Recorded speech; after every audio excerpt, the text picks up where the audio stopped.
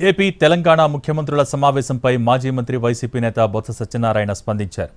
పోర్టుల్లో టీటీడీ ఆస్తుల్లో తెలంగాణ ప్రభుత్వం వాటాలు కోరుతున్నట్టుగా వస్తున్న వార్తలు ప్రజలను ఆందోళనకు గురిచేస్తున్నాయని అన్నారు బొత్స. పారదర్శకత కోసం ప్రజలకు వాస్తవాలు తెలియటానికి ముఖ్యమంత్రుల సమావేశాన్ని ప్రత్యక్ష ప్రసారం చేయాలన్నారు. ఈ అంశాన్ని పరిగణలోకి తీసుకోవాలని కోరారు బొత్స.